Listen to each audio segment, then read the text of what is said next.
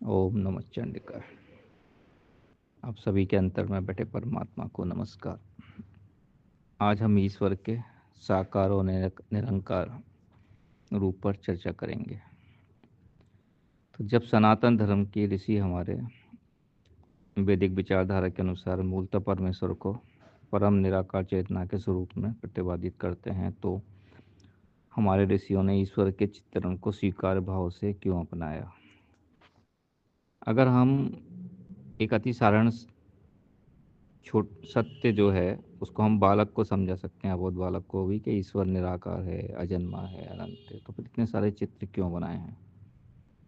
सच्चित आनंद के रूप में विष्णु, शिव, ब्रह्मा, फिर काली, दुर्गा, प्रज्ञा के रूप में हमने सरस्वती का चित्र बनाया है।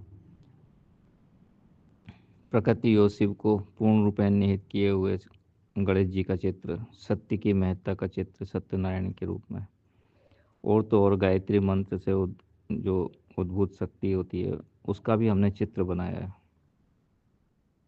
यहाँ तक कि हमने अपने देश का भी भारत माता के रूप में चित्र बना दिया है। अपितु जो दूसरे संप्रदाय हैं, कुछ समुदाय हैं, वो ईश्वर के चित्र और उनके मूर्ति रूप के घोर विरोधी हैं और निंदा करते हैं। और यही माया का द्वंद्व है।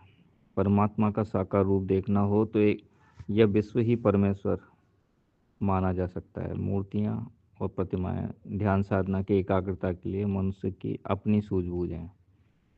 क्या ईश्वर साकार नहीं है? निश्चित रूप से वह निराकार होने की तरह साकार भी है। इस विश्व में जो कुछ दृश्यमान हो रहा है उसे भगवान ही कहना चाहिए। यूँ जड़ पदार्थ भी ब्रह्ममय हैं। उनके भीतर काम करने वाली जो परा प्रकृति है, अणुसंचार प्रक्रिया, उसी महाशक्ति का स्पंदन है। चेतन प्राणियों में वह और भी स्पष्ट है। ज्ञान और इच्छा शक्ति के रूप में उसका दर्शन हर प्राणी में हो रहा है। उसका और भी उत्कृष्ट दर्शन हितोम्बरा प्रज्ञा, धर्म चेतना, निस्वार्थ आत्मीयता और कर्मनिष्ठा के रूप में देखा जा सकता है। समग्र ब्रह्म का दर्शन ना तो संभव है, ना आवश्यक है और ना उपयोगी है। ईश्वरीय रचना में तो विनाश और विकृति की भी बड़ी मात्रा है। इसे हम असुरता कहते हैं। देवत्व को संघर्ष की चेतना सजग रखने और सद्वृत्तियों की अपनी क्षमता तीक्ष्ण रखने के लिए चुनौतियों के रूप में यह विकारी असुरता भी विद्यमान है। ये एक बैलेंस बनाती है प्रकृति। उसे ब्रह्म की परिधि से बाहर नहीं किया जा सकता। उतने ब्रह्म अंश के साथ जो उचित व्यवहार संघर्ष व विग्रह के रूप में ही किया जा सकता है। कई संतों ने अपने अनुभव अनुसार, समय अनुसार साकार और निराकार ब्रह्म को ईश्वर पर अपने मत रखे हैं। सत्य तो यही है कि परम निराकार चेतना ही प्रकृति रूप में समस्त साकार को व्यक्त करती है। कुछ उसी प्रकार जैसे हमारी मानवीय चेतना स्वप्न में साकार जगत का निर्माण कर लेती है, ऐसी परमात्मा इस ब्रह्मांड को साकार बना सकता है।